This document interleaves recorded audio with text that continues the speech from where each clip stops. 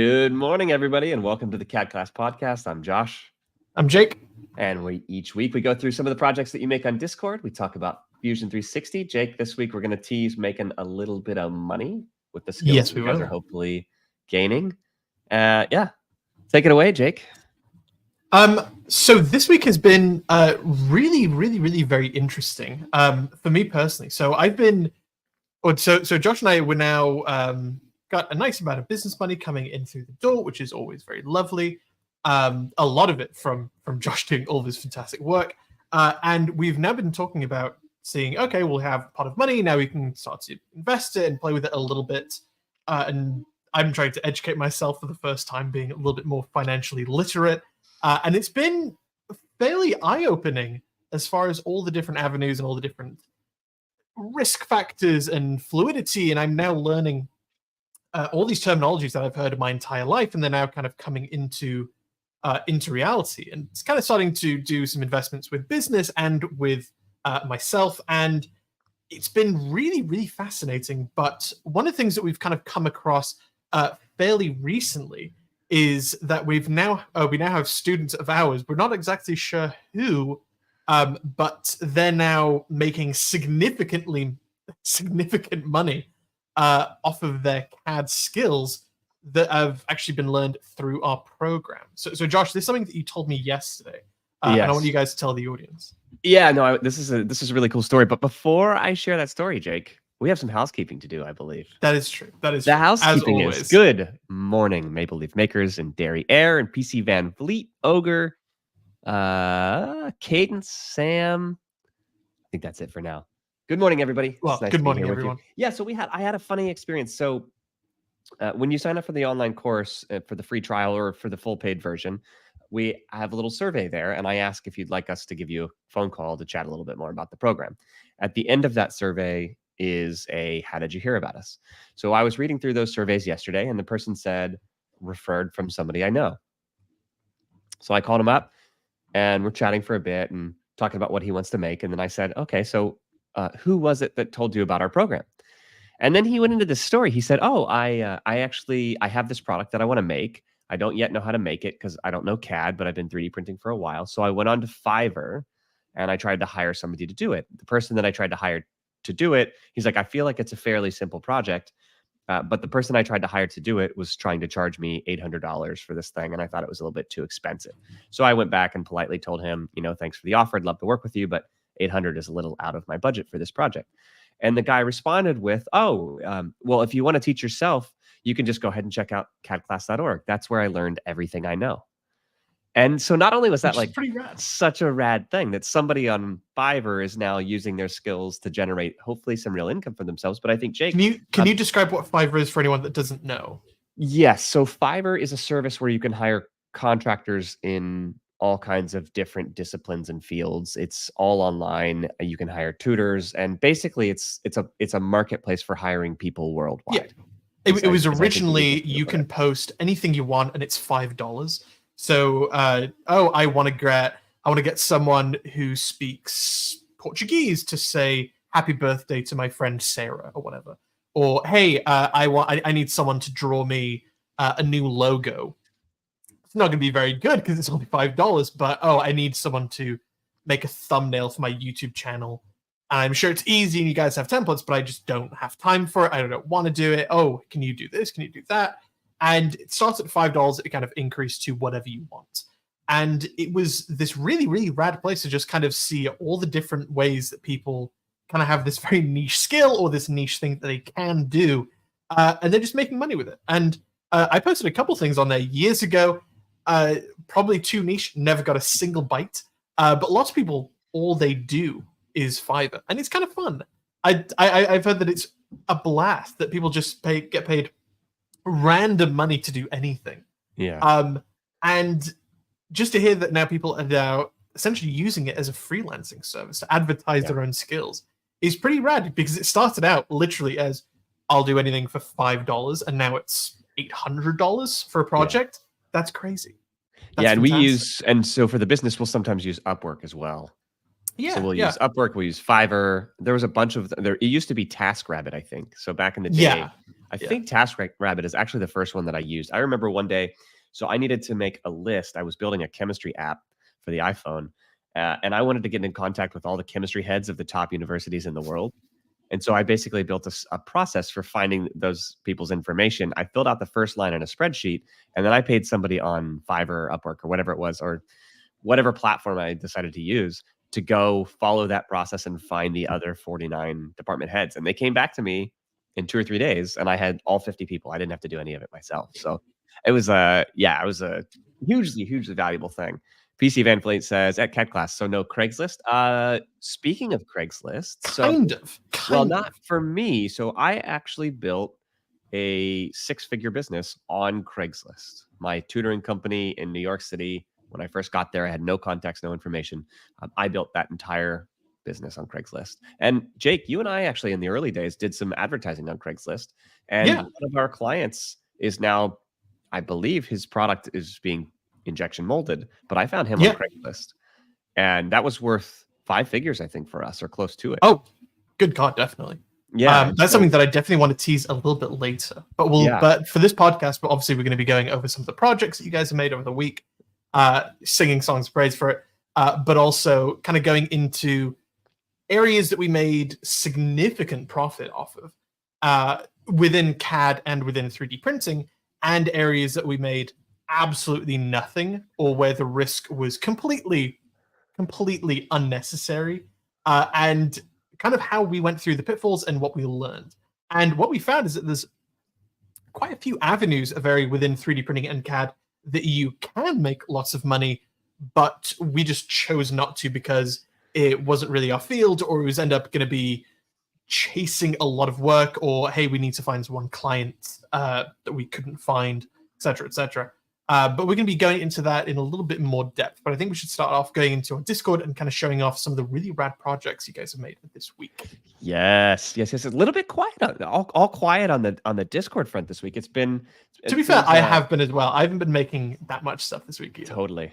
I don't know what's up, and I'm even looking in here on the pod. I'm like, oh wow, this is a little quiet on the pod, a little quiet on the Discord. Like, so That's must fine. just Everyone's be one of those sleepy weeks.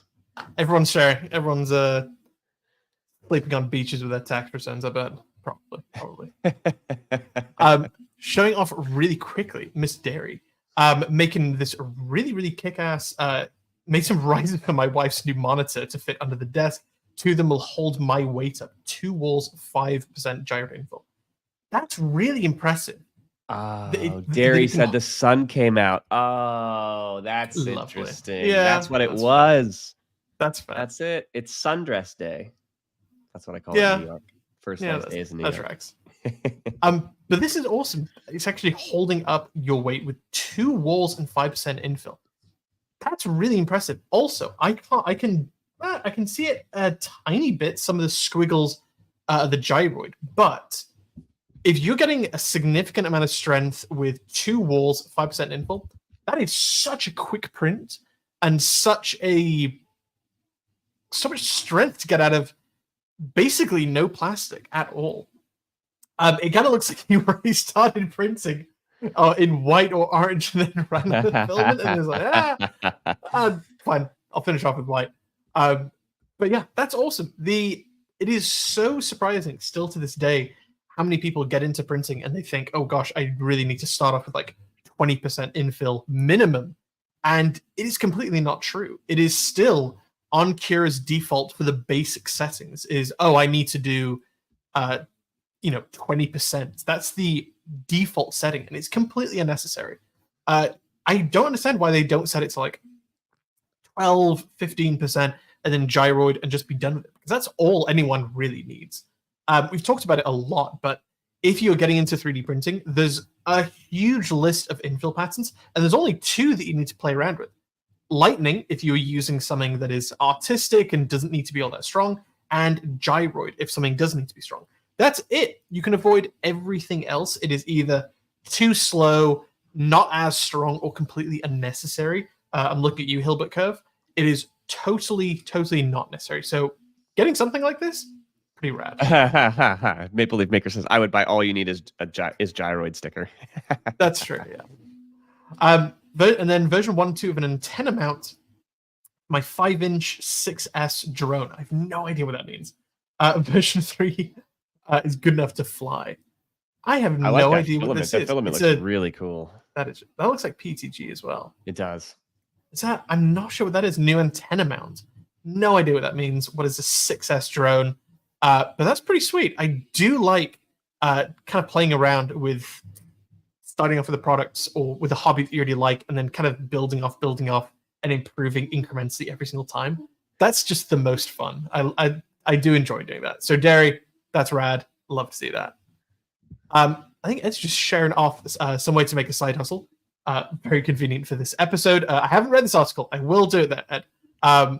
But we're going to be continuing on. Oh, speaking of Ed, really quickly. So we had teased that he would be on here this week. He will be on here next week because the book officially goes live Saturday. So yes. So he'll be here next week, and we wanted to have him on when the actual book was on Amazon. Yeah. So keep jamming. Sorry about that. Continuing on with Stephen, a replacement piece for a shower was too big for the railing, so I had to replicate it to be a little bit smaller. Now it fits. Yes. I will say times 1,000. And I commented on it, but I will say that there are very few things more satisfying in 3D printing than making functional prints. I think that's just kind of the truth of 3D printing. But, and I don't know why, making functional prints for either my bathroom or my kitchen become immensely more satisfying than anything else that I build. And I don't know why. It just seems so kind of pedestrian of 3D printing, but actually designing something that actually works and installing it and I think it's because I use it every single day. Like I've got a wall-mounted toothbrush holder and just random bits and bobs around my kitchen that I get to use every single day, and it's just custom fit. Didn't take all that long to create.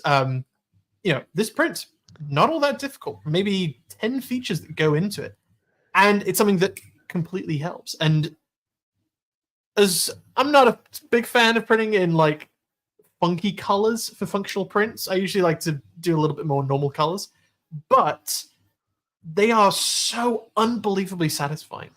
I sort of do. It's fun. It's that Japanese art of showing off imperfections. I think it's a little bit different than this, though, right? I do actually think there's some value in the flashy nature of some of these prints because it's almost like I solved this. I can see that. Have a look. Not necessarily true that you want to look at it, but I don't know. I think it's kind of cool. So I also don't tend to print in flashy colors, but sometimes I disagree. I'll go the other route. I'll say that if I'm designing something and 3D printing it and it works, I want people to be surprised that it's 3D printed. I think I want people to go, oh yeah, that's just a thing. And then they look a little bit closer and they go, oh, you actually designed it and printed it from scratch. I think that makes it a little bit more impressive. But person to person, it completely doesn't matter whatsoever. The fact that this works at all is rad. Continuing onwards, simple but functional angled feet on our dish rack so it actually drains properly. I am always shocked at how many products in this world that are probably mass manufactured in the tens of thousands have so many bad qualities to them. Like, I completely agree with this. It's a dish rack. It should be angled to actually drain out. Why is it so unbelievably annoying that we actually have to design and print things ourselves to make things actually work? It's in the exact same area that if I have, a little container, it has that little spout at the end. How come every single time I pour it, it just drains down backwards instead of into my cup? Why? I am always so annoyed by mass manufactured products that are worse than something that I could make myself. Is that valid, Josh? Is that a valid complaint? Yeah, I mean, I think it's where what'll be interesting is to see how product developers change over time as a result. So one example I'll give you is what I think Ender has been pretty good about doing is they say, They watch all of the modifications that people make over time, and then they just integrate them into the next generation of their printer. So I'm wondering if this will lead to some kind of feedback loop with product development where people go, oh, people are making changes to our product and making it better. Why don't we just build those changes in? I like that. So that would be my call to action for the manufacturers, is just watch what people do online. And actually, probably you'd want to follow the 3D printing forums. Yeah. And also, it's a great marketing channel too. So if anybody from those companies is listening, it's like, hey, if you're listening to and watching and seeing and commenting on what's happening in this 3D printing world, then you're getting both insight and intel and also satisfying the customers in a brand new way, which is completely really cool. So I hope, I don't know why. I mean, I think the short answer is that making products is hard. And so making them perfect is even harder. And these are cheap products, right? So these are products that people are selling for very little money. A lot of times it's surprising to me that you can even buy it for the price that it is. So especially with plastic injection molding. There's this really amazing video about this. It's like a plastic chair, like a garden chair, everything that we've seen. And they sell for what, $15-20, if that? Yeah. I saw a video of the actual injection mold, the metal mold. It's taller than a person. Yep. The actual parting line, if you tip a garden chair like 45 degrees, is actually kind of like a zigzag of like the back of the chair, then the seat, then the legs. That's the parting line, and they are gigantic. The molds that actually go in and then pull it apart, it's huge. And actually making that mold, good God, that must have been 10, 20, probably 50 to $60,000. No. Those are $1 million molds. For the one that I saw where they're making fantastically cheap chairs. Yeah. But you're saying these are really expensive molds. I would say they're 6 figures for sure. How high in this, and maybe 7. Actually, yeah. There might honestly be 7-figure molds. And it's like making the mold is expensive, but once you've got the mold, it's basically no money after that. It's so cheap to pump these things out. And I love this stuff. That's fantastic. Love it. Going on to one of the things that Keyed Alike, one of our newer members, is actually making. It's a double post. He actually made one of these little miniature PC card pieces, where you actually get to build a PC piece by piece. You know what I love about this? I love this so much. You know what I love about this? So in injection molding, those little, what are those called? The sprue. I couldn't remember the word last week. The sprue is the entire frame. They're just a feature of the mold. It's almost like they're a bug. And then people discovered, like, oh my God, we can actually take this bug, which is that we need these channels for the plastic to run through, and we can turn it into a feature. Right? What's interesting now is I wonder how people will end up turning the bugs in 3D printing into features. And one of the ways I think that bugs turn into features is the way that 3D printing works. And this isn't quite a bug, but you have the print in place joints. Right, you got this whole new philosophy of making things, but this idea of like sprues and like how can we incorporate what's already happening in the process itself into the final product? Just so cool. One thing that I do want to talk about, which not a lot of people may know, in the plastic manufacturing world, when the molds separate, the plastic part comes out. This is what it looks like, where it's the whole channel, and then you've got runners that actually push plastic into it. Obviously, the runners get cut away from the final product. So if you have any plastic parts and they have tiny dimples in it, or little proud dimples, that's where it's been cut. The next time you have like a plastic spoon or a plastic fork, look at the very, very end of the handle, and you'll feel a little pointy nubbin. That's where you've got all of these angled points that actually get cut off. But then at the very end, you go, okay, cool, I've got this plastic spoon, but then I've got all of this plastic of the sprue.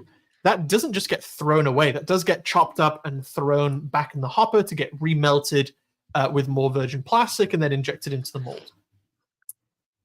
A little sneakily, a little bit of greenwashing. If they do that, then they I believe in the US, they're legally allowed to call that recycled plastic. Yeah. Which is like, but it's not. Yeah. It's just anytime you have a system, you have people who game it. Yeah. This is one of the features I think of life. Is like it doesn't matter what it is. If you call it green, if you call it organic. I remember when LEED certification was a thing, right? So they were trying to certify buildings. Like every single system will be gamed. Yeah.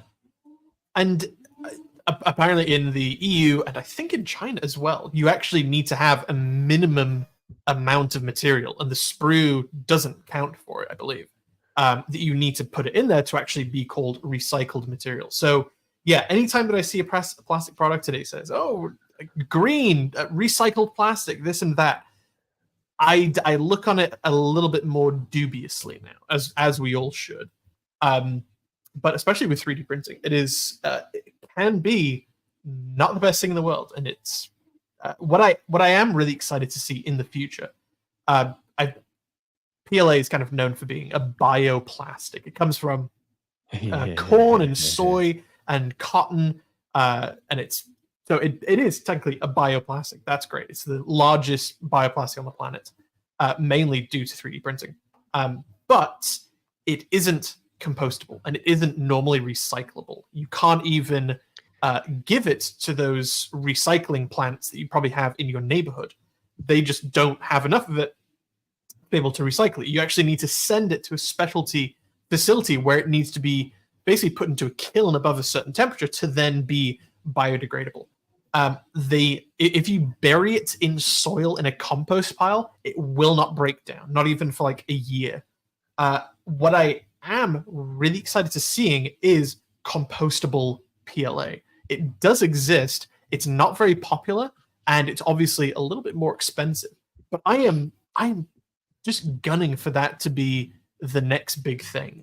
Like, even if it takes a year, 2 year, 3 year, 4 year, 5 year, obviously in an anaerobic environment or being eaten by little microbes, I want that plastic to go away. And I'm really hoping that compostable plastic is the kind of next avenue. Going from ABS, a petroleum plastic, to PLA, going in the same direction, but it's like, dude, we need to push that even more.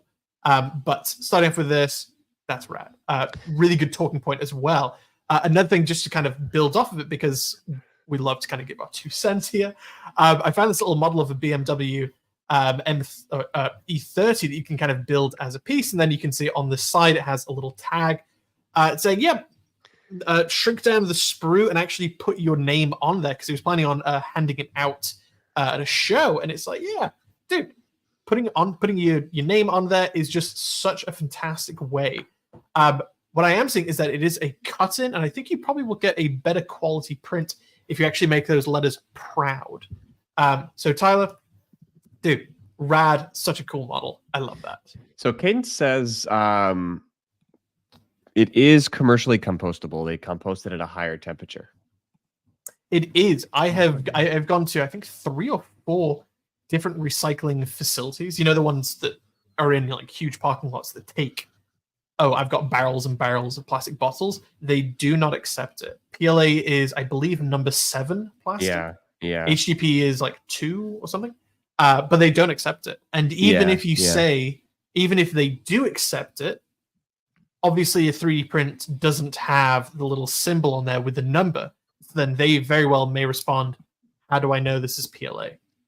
Which, fair enough. They just kind of have to trust you. And that doesn't really work. So, and then Sparky says here, hello, Sparky, by the way. Been a little bit of time since we've seen you. There's a whole sub-community that uses sprues for building stuff. Its main use is sprue goo glue. What was that? What was that, Josh? Sprue goo glue. That's lovely. Right. What? Sprue glue. Goo. Sprue goo glue. Yeah, are you sure? Sprue goo glue.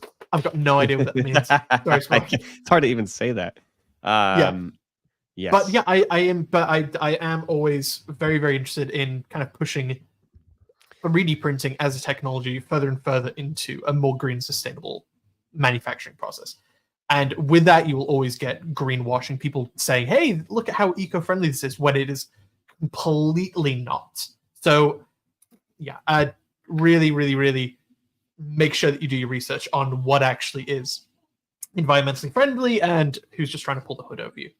All right, Josh, I want to kind of go deviate into how to actually make some money with CAD and how to make it with 3D printing. That would be great. So printed by John really quickly here. He says, hi guys, I'm late. Love the 3D printed 3D printer series. Yeah, if you guys haven't gotten a chance to see it, thanks so much. Printed by John. Yeah, I agree. Jake, I think that's your best video to date. Thank you very much. It's absolutely killer. And it's a little bit surprising that that frame held up so well to me. I know, it was really, really shocking. That took a long time to print. But if I just grab Benchy, there's my boy. It actually printed really, really, really, really well. Yeah, and the question for me will be how long it lasts. Does it like so are part of the rules, Jake, can you replace the part with the part that you replaced it with already? Like if it does wear out on the frame over some if it doesn't break, I'm gonna have to. Like, yeah, there's no two ways around. I'm not gonna replace it with the original. How long those actually last, and like whether or not it wears down quickly. A good while. The actual joint that held it together. Obviously, I'm not gonna give it all my might, but I gave it a healthy bend, and it was perfectly fine. So yeah, I am really excited for that. I'm not quite sure where. Yeah, thank you very much. Thanks for that. Yeah. But I'm really, really excited, even more so, not about the actual final product. Obviously, that's the end goal. But actually kind of being able to show off all the CAD and all the engineering and printing processes go into is so much more interesting, because it actually genuinely does push me. Obviously, Josh and I both educators. We're trying to teach you guys, but we're not naive. We don't know everything. We don't know every single tool. And saying, oh, I haven't genuinely, before I did this video, I had not used Paint on support. I haven't used mouse ears. I haven't used lots and lots of stuff that is inside Prusa Slicer. And so this is just an elaborate way to use this project as an excuse to learn more of these tools.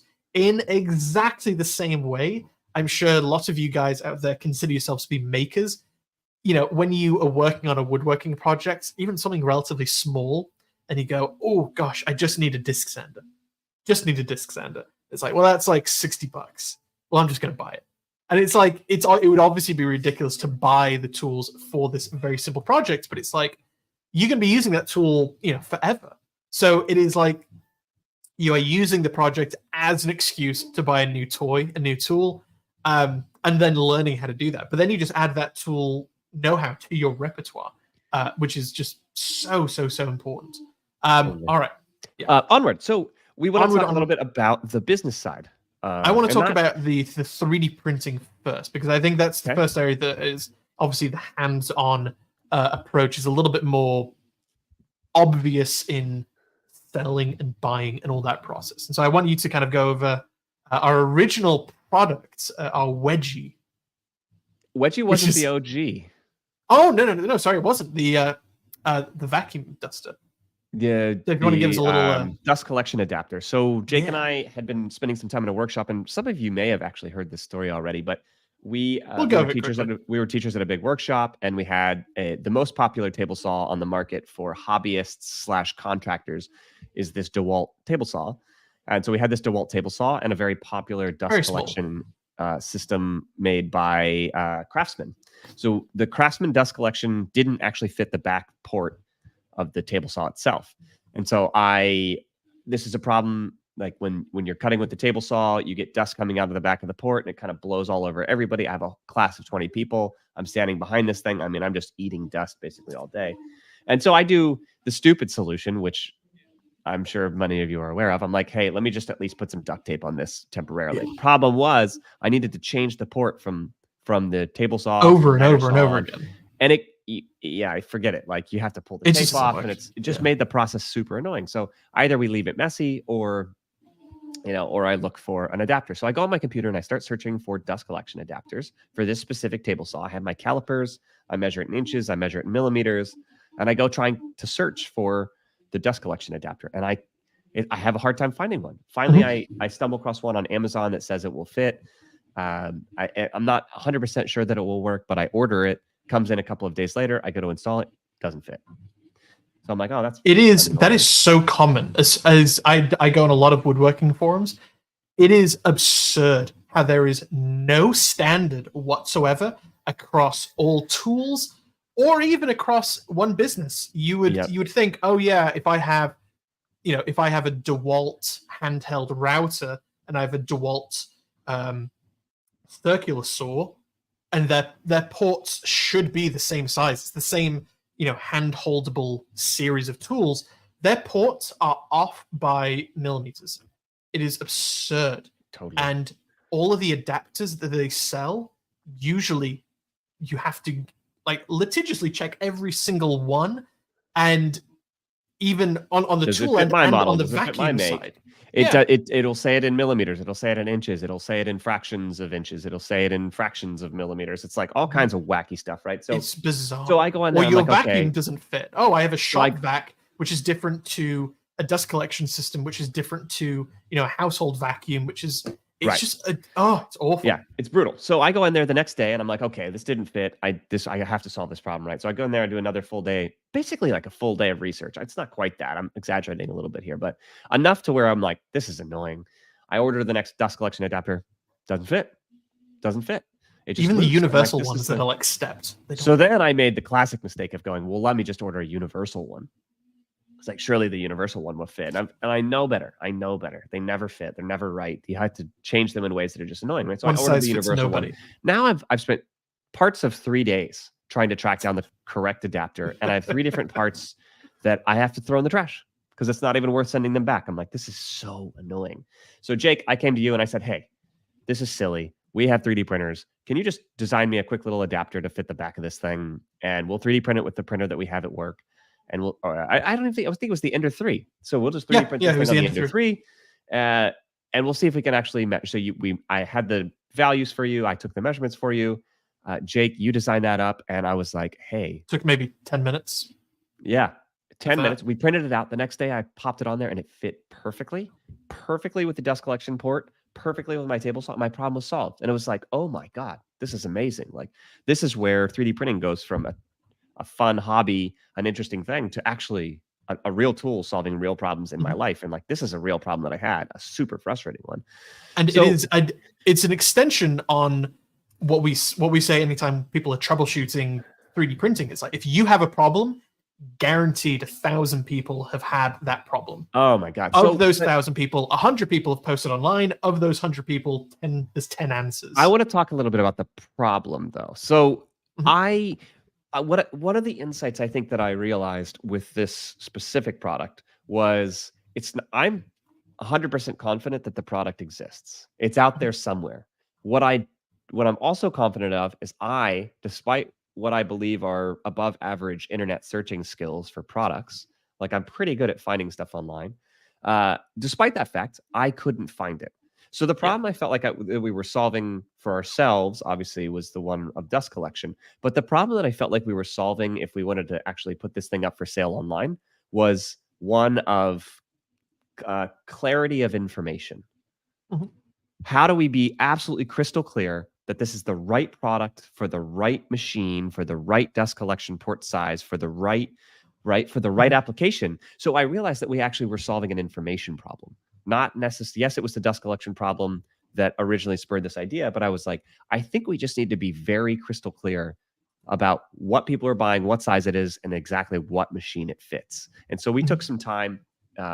This, by the way, I used to buy and sell things early, probably 13, 14, 15 years old when eBay first came out.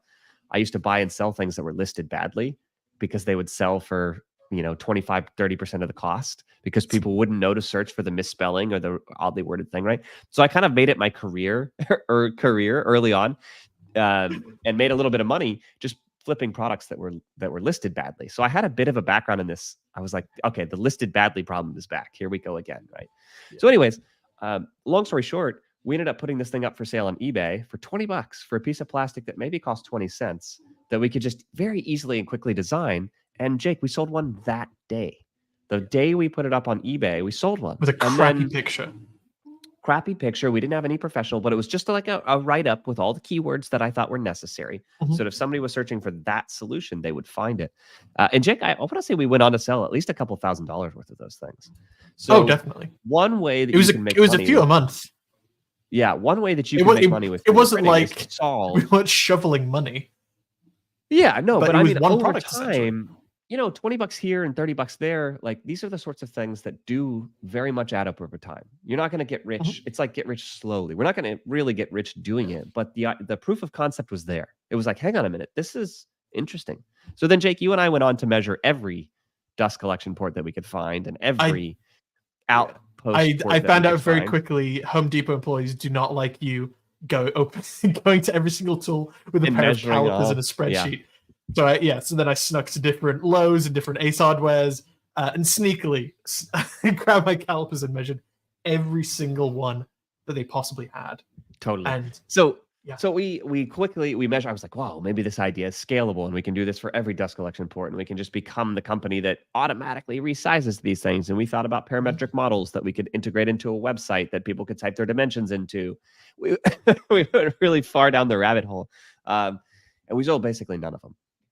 Yeah. Sold none. The only one that actually sold was the one that we originally sold. But to me, that proof of concept, this idea that you can make a product that solves a real problem, that is something that people have been complaining about for a while, put that thing up for sale, physically ship it to them, all with 3D printing. And it's a reasonable solution. It's not going to last forever, but it's at least fitting the dust collection port. So one easy, simple way to make money is to solve a real problem in your life, and then to find out if other people might have that problem, and to find the forums and the places they're going to search for the solution to that problem, and to just put a product up for sale on it. Yeah. And what we saw very, very quickly with other people, like, the very similar posting to this was, some guys that were doing exactly what we were, but they were only doing it with Festool, which is like a very, very high quality brand of woodworking tools. And they had like, I think it was something absurd, like 2,000 sales per product. And it was a green 3D printed adapter. Yep. It was ridiculous. And it kind of like went on and on and on, a few bucks here and there, and it was like, oh great, this is actually fantastic. We would give it to a buddy who had a little label printer who just shipped it off for us. It was so unbelievably quick. It was amazing. And then we started to kind of try and make our own product. So in the world of woodworking, there's a subcategory called wood turning, which is when you make bowls or vases on a wood lathe, which is something that I love doing. And if you start off with a big piece of wood, you can make a large vase. If you don't have access to huge logs, then you need to cut up small bits of wood and assemble little trapezoids into rings, and then rings into bowls, and then you can carve it out. That's the idea with segmented wood bowl turning, which I also love to do. And if you want to make really accurate cuts, then that's a little tricky and can be a little dangerous. So I found this guy who made this little woodworking jig called a wedgie, and coming off of the word wedge, where you can get the wedge that gives you a perfect trapezoid. And it was like a little stop block that you could essentially put a little pair of calipers to and really accurately dial it in, where the 3D print isn't accurate, but your calipers are. So you can just tighten things down. It was super quick. It took maybe 3 or 4 prototype iterations to make, this uses less plastic, this prints faster, this is bigger where it needs to be. And it was really satisfying. And I did a quick YouTube video. I think it's our first video on this YouTube channel. I knew nothing about filming or editing or anything like that. It's not a bad video, but it's not a good video at all. It's like a minute. It did the trick. I did the trick and it's fine. And this product works great. I still have one in my toolbox. Yep. And we posted it on there, and I think we sold it for like $25 or so. And it cost us about $1 in plastic and hardware. Yep. It was a ton of fun to build just because I love assembling stuff. And I could just print it overnight. So we just had a stockpile of them, and we would sell one maybe every week or so, every 2 weeks. Yeah. Every week or 2 we'd sell one, and it was just kind of like a set it and forget it. It's up for sale on eBay. Yeah, you buy it or don't. Set it and forget it is so underrated. So underrated. We'd print a handful of them, and when we ran out, we'd print another one. It wasn't a hairs on fire business. But that said, that pays for your $20 a month, whatever, your ChatGPT, your Canva subscription, or so we just took these things and go, hey, how can we get a little bit of money back? I think that product was actually really cool. It's multiple parts.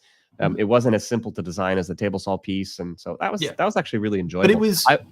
But But what I liked is that it was so niche. It was about a field that I knew very well in a community Yeah. that I really, really loved. Yeah. And it was actually so much more niche than niche could be that we actually didn't sell that much, which is fine. I never Totally fine. expected it to. Yeah. But it was something that I actually wanted to make for myself, printed it, used it. Hey, it actually works really fantastically. I already have the files. I already have the 3D printer. I may as well make some money off of it because the hard work is already done. There's always this kind of an ugly side to entrepreneurship where it's like, find the problem, make the product, and it's like, no, you already have problems in your life that you have already found a solution to without even thinking about it, because you just go, well, this is annoying me, therefore I'm going to do it. And if it's something that's inside a niche or a hobby that you already have, screw it, do it. You may as well. Screw it, do it. Screw it, do it. I have a question. By the way, really good point. I think solve problems in your own life, and often they're more obvious than you. They're so obvious because you've already created a solution that works well, right? That you forget their problems. Especially if they are tied to a pre-existing product, Totally. like the DeWalt table saw, or even what we saw in the Discord. I think it was Key to Like who fixed this little shower. I guarantee you, he's not the only person that is having this problem. And saying, oh, this is a fix for this product, and use all of those products' key terms. Now, every single time someone searches up that product, your product kind of piggybacks on it as well. Yep. Done. Totally. Perfect. I want to ask the chat as we're going to talk about some other ways to make money here with both CAD and 3D printing. But as we're doing that, I'm really curious in the chat, because I know just from the people in here, I know some people who have sold 3D prints. I know some people who have gotten promotions at work. Yes. Which is another form of getting paid. I know some people who've gotten jobs. I know some people who have gotten paid to make CAD models. So if you're in the chat right now listening, please post in the different ways you've actually made money with either 3D printing or CAD. As Jake and I are talking about this, we'll shout some of those out. But yeah, do let us know. I'm super curious to know.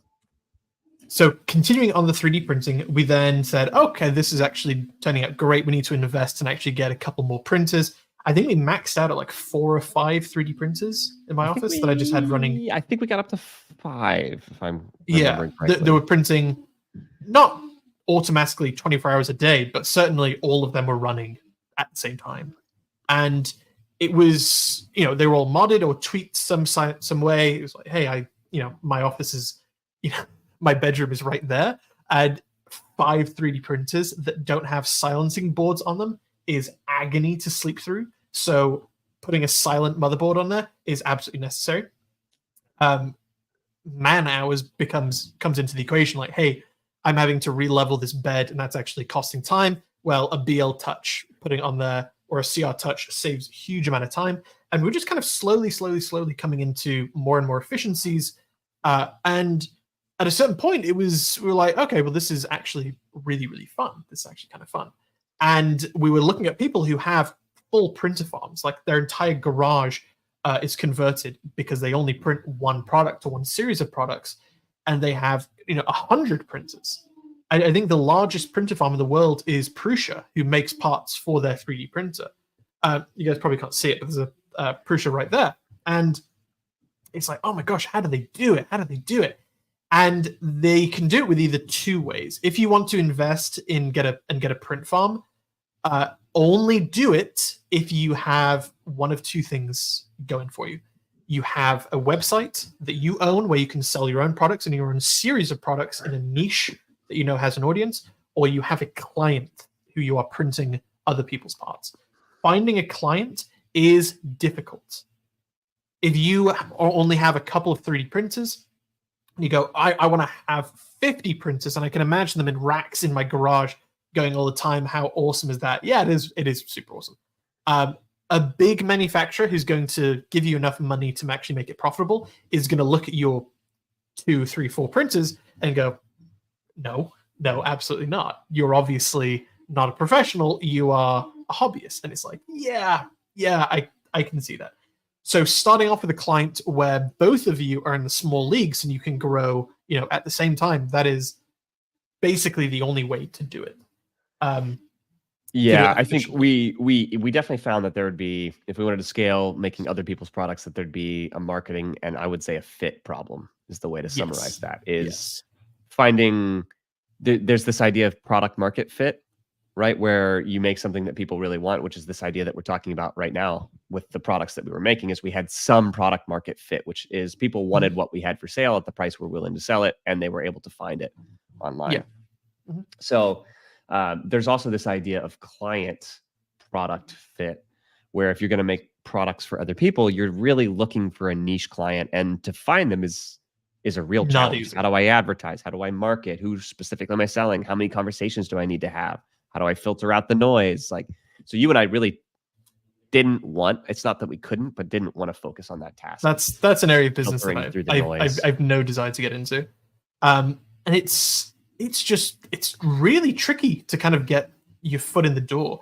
What I do see advertised as a definite route is one-offs, where you go, well, you can either have a client Ooh. where you print it en masse, cheap as possible, and you kind of have this mass manufacturing in mind. And the other route is, well, I can just do one-offs, but I obviously need to charge significantly more. If I'm printing something like these Nautilus gears, whoops, cover my face. There we go. These Nautilus gears that I've been playing with. If I just want to make one of these for a client, that's a huge amount of time talking with this client, getting the files, setting it up, printing it. Where you literally have to charge like $50 versus what it actually should cost, which is like a couple of dollars. And going that route in your mind, you're like, oh, they should both be equal as long as I charge enough. The amount of effort and man hours for the one-offs is so obscenely agonizing. It's It horrible. is there's no consistency, which means you have a lot of financial anxiety with it.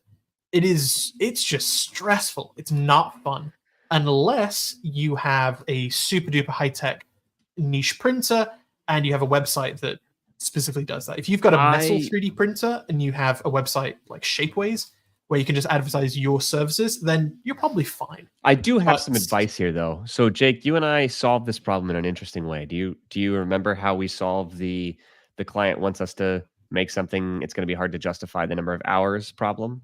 no, We did it as tutoring.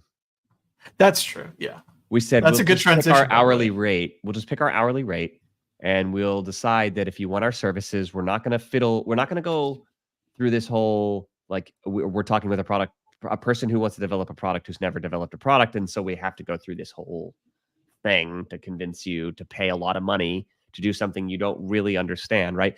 Instead, I just said, what if we just treated this like I ran a tutoring company? We'll we'll just charge an hourly rate. And if you want to have our services, you can pay us the hourly rate. And it takes however long it takes. And you can sit right next to us and we can work together on this kind of thing. It's all Mhm. just tutoring based. It could be online, it could be next to us. And maybe at some point you're like, oh, okay, I just need to go away and do 5 or 10 hours of work because you've now worked with us. So Mhm. tutoring is an absolutely viable option Yeah, for CAD and for 3D printing. And I actually think it's underutilized. I think there's a I big will opportunity say for people to do it and get paid well to do it. this whole idea of advertising as 3D printing tutor or a CAD tutor, in the idea that you can do 3D printing for them or charge them a high tutoring rate, is completely Josh's idea. And good lord, so fantastic monetarily out of it. We got some of our largest clients out of it. Yeah. Because with Josh's very clever understanding, there are very likely people who are prototyping a product that they want to sell. They probably heard the word 3D printing. Oh, I need to buy one. And they don't realize just how deep of a rabbit hole it is, how big of a hobby, but also a tool that you need to learn about. And you do need to invest a lot of time into it. And they're probably frustrated. And so when they see, hey, I'll help you with a 3D printer, they think if I get my 3D printing done, then I can continue on with my product development. If I just want product development, they're charging $20,000 for an engineering firm. This guy's only charging $200 an hour for 3D printing. Well, that's done. That's obviously better. And it developed into either they want us to do mass 3D printing for them, so we win, or they recognize just how deep of a field it is and they want tutoring. And that's another avenue where it's And- still. And you can treat it like, fantastic. you're going to have to do the sales work to convert this client anyway. So you may as well Mhm. say, hey, first 15, 30 minutes, whatever's free. Let me help you understand this process and kind of walk you through some of what we're going to try to do. And then anytime after Mhm. that, just, $100 an hour, $150 an hour, which by the way is completely reasonable for a skill set like Mhm. CAD modeling. Yep. Careful Especially not if to you've undercharge completed for the your entire services. program. Especially if you continue to make things like you don't have to be an expert in everything to start charging for this stuff. You know a heck of a Mhm. lot, and you don't even realize what you know, right? So, charge what you're worth is a big part of this. But then you get this opportunity to prove your own value and your own worth as well, and you can do it right Mhm. alongside the client. So you still can convert them to a product based. You could go from a service like tutoring to a product like, okay, now that we're here, do you want me to help you get this over the finish line? If so, that's going to be X number of dollars, and I'm going to go off and kind of do that on my own, and we're going to change the model Mhm. here. If not, we can just continue to work one-on-one for as long as you'd like, so long as I have time and you're willing to pay the money. I think it's a great model. It's underused, and for anybody in this program that's trying to get better, one way to get better at anything is to try to teach it. Mhm. So when you One get of in front of our somebody else, when you get in front of somebody else's face, and you were tasked with having to teach them how to do it, you will know it better. Yes. One of our beta testers for our program, he actually said, "Oh, well, I completed the program. He did fantastically. He's still one of our most loved students that we've had. Jerry's fantastic. Such a laugh, and he makes such Jerry and fantastic Sparky still projects." sticking around. Sparky was in here too, Yeah. and she was also one of our Yeah. best. Amazing. And it was, and we found out a long time later, oh, he's actually now doing some freelance work. He's retired. He's got a fantastic tech background, and he is now saying, "Hey, I have the skill. I can charge for, project by project, not by hour." And and that's usually the higher ticket items. If you can say, "Hey, I'll help you on this project. I'll estimate how much time it'll take, and what I will have to learn outside of this to kind of get you what you need." And I obviously I don't know exactly how much money he's made from it, but he seems to be very, very pleased with it. I think he's done well. Yeah, he's shown off a handful of products that we've shown week after week. Yeah. He's doing really good work. Our initial cohort, I'm just still so stoked that they're hanging around. They haven't completely tired of us yet. They're building amazing things. They're doing interesting work. Sparky just said, by the way, my company charges $180 internally and $200 externally an hour for my skills. And Sparky, I assume you're talking about your CAD skills. If you can just let us know in the chat there if that's what you're talking about. But Sparky went through our program now. It's been a couple of years ago now, and probably continues to develop her skill set. But there's so much opportunity in this world, and especially if you get really good at what you're doing, you can charge a reasonable amount for it. And I do think that there is an avenue where, well, no, let me rephrase that. When a lot of people say, "Oh, I've developed the skill set, I can now charge for it," a lot of times they will undersell themselves, unbelievably underselling. Yeah. Josh's got a really rad story. When he started his tutoring business, it's a really easy mindset to say, "Oh, I'm going to be the cheapest person, the most economical, therefore I can get the most amount of work." And you found that the complete opposite was true. Well, there's two problems going on with undercharging for your service. One, if you do, it sends a signal. So people go, this must be the cheap option. I'm not sure I want the cheap option, right? So, and two, if your people end up loving what you do, you're stuck in low paid work. There's no way out of it, right? And so everybody that you get referred in that same circle is going to be at about that same level. And so you get stuck at $20 an hour, and now you've wasted 40 hours a week, basically making no money and spinning your wheels, right? You're making a little bit of money. It's not terrible, but this is not so easy to pull off. So I just realized I just realized those two very important factors. It's like charge what you're worth is more than just a number. It's a signal. And hopefully you're not at the stage where you're charging for something that you're like not comfortable with. Or if you're right at the limit of that comfortability, then you can go, hey, look, this is $100 an hour, $150 an hour, but if for some reason you're not satisfied, no problem. We'll chat afterwards and, whatever. You can always just refund them their money if the session wasn't actually worth their time. So yeah, I think charging what you're worth is really challenging to do. But yeah, when I started tutoring, I was charging $20 an hour this was for science tutoring and math, chemistry, this kind of stuff. And when I ended, it was $250 an hour. That's just gives a which is very, very, very, very significant to do that. Big time. Yeah. And I had no idea. You're getting a lot of clients as well. Yeah, and I had no idea. I had never had a tutor in my life up to that point. And Jake, you and I still hire tutors. We were talking about an audio tutor, and we were a video tutor, and you and I are big fans of hiring people to help do things that we don't know how to do, or that we get tired of searching the internet for. So I would say the other side of this is don't be shy. Hire people who know what they're doing to spend an hour with you, solving your specific problems, chatting with you. We hired a brand tutor. Right. So one of our good friends of ours, that's why you're seeing some of the new logo, and you're going to continue to see this rolled out on our website and social media channels over time, is we hired a brand tutor, and we said, hey, can you just come in and work with us every week and help us understand what the hell we're doing? Help. I don't know what I'm doing. It's a huge time saver. And that's kind of how you need to, that's probably a good mindset as far as finding out what your worth is. Think about what the client is actually going through. As far as product development, people, oh my gosh, it is so expensive to develop a product unless you know somebody in manufacturing, or you already have some kind of hands-on manufacturing mindset.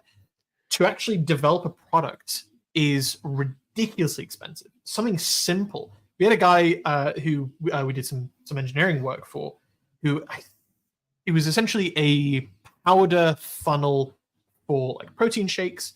Had a really interesting mechanism that actually poured it in there, and then fantastic. Super duper simple. And he had an engineering firm in the past, this was pre-COVID, who I think charged him something like $35,000. And on top of that, they said, oh, and we'll give you a 3D print of the prototype for, I think it was something like $5,000. This was, and he gave it to me. It was a print that was crappy quality, not bad quality, awful, crappy quality. It was printed in ABS with shocking tolerance. It was 3 parts. It was about this big. It was absolutely atrocious, to the point where they, as soon as the print was done, they told the client, oh, things aren't fitting very well, just hit it with some sandpaper. It's like, if I'm spending $5,000 on 3 plastic parts, not like metal 3D printed amazingness, FDM parts, you should be sanding that to a high gloss finish for me. Because if I was charging that much, I would be making it out of gold. And on top of that, that's just to get the prototype. That doesn't even begin to get into the mass manufacturing stage. So Jake, I went to oh, sorry, keep going. So imagine just how much time and effort that person is going through to get to that stage, when you know just how simple of a product that is. And you can probably figure it out because you have some experience with CAD and 3D printing and plastic injection molding and some manufacturing experience from you being a hobbyist, and combining that. How much time and money are you saving this client when you know this isn't going to be a year-long process? This is going to be a couple hours a week for a couple months. It's a fantastically short amount of time. You are saving them so much time and so much money, and you need to be compensated in that differential. Totally agree. We've got just a couple minutes left here, and that's fine if we go over a minute or two. I want to rapid fire. What are all the different ways we can think of off the top of our head to make money with 3D printing and CAD? So rapid fire really quickly. And then I want to conclude with something that you mentioned on the beginning of the pod. We teased a little bit of this idea of money, right? Having it in a bank account. We've changed where some of our money lives. Yeah. And I think it's really important for the people in this chat to know how we've changed it. And if your money is not in these sorts of investment accounts, you might want to consider doing something like that, because it does have an impact over time. So first, rapid fire. So Jake, what are all the different ways you can think to make money with 3D printing and CAD? 3D printing. You can either print someone else's file and try to sell it by yourself. Usually a lot of those files, they have Creative Commons. Rapid fire. Sometimes you're not allowed to sell those things, and it's often a pain in the ass. Then you develop your own products where you have the intellectual property, and you can actually print it and sell it yourself. Usually very niche. Sometimes you can make a lot of money. Sometimes you can't make that much money. If you need to sell too many, then you've got a printer farm, then that's an issue. Then you probably go into mass manufacturing where the cost significantly goes up to, so make sure it's not too niche. Then you could probably sell one-off things. This is very annoying to try and find your own clients. A lot of stress, not that much money, often turns people off. Or you can find a client yourself that can print en masse, or you can develop your own products and print en masse as well. Usually that comes with a lot of advertising, making your own website, which is going to be a pain, and then finding a niche where you can do it yourself. Cookie cutters is huge. There are multiple websites that sell custom cookie cutters, and they make bank. They make so much money. If you have a skill set to actually make your own products, then it means you can usually charge for it. Therefore, putting yourself as either a CAD technician where you can print someone else's projects, or actually tutoring someone in CAD or tutoring them in 3D printing in your local area is fantastic. Craigslist is your best friend. Upwork is your best friend. Fiverr is your best friend. Charge exactly what you believe you should be worth. Don't try and undersell yourself. Don't try and save the client money, because they'll be doing that regardless if they're going to an actual engineering firm as the alternative. There you go. Please make some money, everyone. You can teach classes to larger groups of people. You can get a job with your skill set, so don't be afraid to apply to some CAD engineering jobs. You might just surprise yourself. You don't have to go to engineering school and get an engineering degree in all cases. In some cases, you will need it, but not in all of them. So you can get a job with it. You can get freelance work from it. You can find work that other people have posted on it. What else? You can get a promotion if you have a job in a manufacturing or hands-on facility. They ask the management if you can take some classes. Our course, when you take it, we will actually give you a certificate of completion. And a lot of people will get, a lot of people will have their work pay for this course and actually getting written off. And then you go, oh, you actually do have the skill set. Then I'm going to be bumping you up to the next level. You could get paid a commission if you want to sell some of our work. This is not something that we mentioned before. We're happy to talk commission sales with you.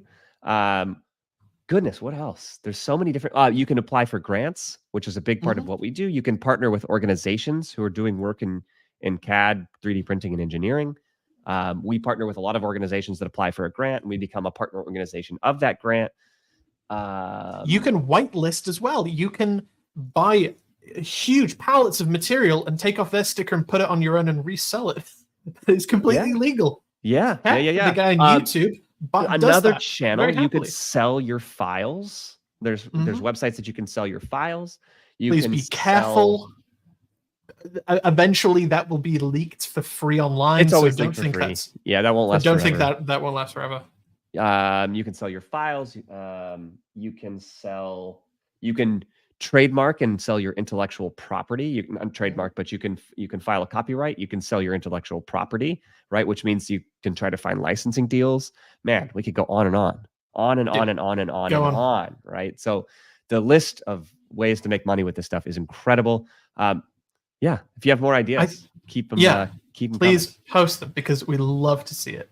Totally. This is obviously a hobby, but being able to take that and actually be making it another stream of income is huge. And it can often be a ton of fun. Turning your hobby into your jobby. There we go. Sometimes that's not actually that much fun. So don't let it take over your life, because then it doesn't stay into a fun hobby. It becomes a job. And if it is just a hobby, exactly. If it is just a hobby and you don't want to do it to make money, that's fine too. That's how I feel about woodworking. I don't want to do it as a job. Same. Absolutely want to do it as a hobby. Love it there. I will happily make something beautiful and give it away. I don't want to sell it. Ugh. Last thing is what to do with your money. Maybe we'll do a larger podcast on the money side of things. I do really enjoy this occasionally. I think we'll keep it technical for most of the time. But another thing on money is, Jake, you and I decided we had some cash from some products that we sold and services that we're selling, and also from these grants that we've done. And it was just sitting in accounts and not making any money. And that is criminal. If you've got money sitting in a savings account that's not making more than 0.1% interest, that is or money sitting in a checking account that's not making any money at all. High yield savings account right now is 4% interest in the US, maybe up to 5.5 if you get which is personal. Big. It's big. It used to be tiny. Which adds it really up. does. So if you're thinking about ways to put money in accounts that it makes money, because presumably you want to make what you're doing sustainable, which is what Jake and I are desperately trying to do for a very long period of time. You're going to want to put your money in places where it makes money, where it is safe to do so. There's a lot of other ways to do it, but I wanted just that simple call to action. If you have money sitting in an account and it's not making money, why? Put it in an HYSA. Put it in a high yield savings only account. Only 20% of adults in the US have an HYSA. 1 in 5. Ridiculous. So we're looking at you. So we're in the business of hopefully helping all of you become successful in whatever way that means for you. So if you take action on this idea and you put some of your money in a high yield savings account, there we go. Right? Then let us know. We'd love to know. Yeah. And on that note, Jake, that's the pod. That's the pod. We will see you all next week with Ed and with our official launch of the Mastering Tinkercad book, which, by the way, Jake, quick plug, comes out on Saturday. Mastering International Design Day. Comes out on Saturday. If you have kids, if your friends have kids, this is perfect for like 8, 9, 10, 11, 12-year-olds. It's also really fine for people that are just getting into 3D CAD modeling. It's going to be an inexpensive workbook, $12.99. Of course, it's always going to be free on our website too. So if you've gone to the books tab of our website, you will have probably seen it, and you can actually grab a copy of that now. And with that, that's the pod. See you all next week. See you guys. Cheers, have a good one.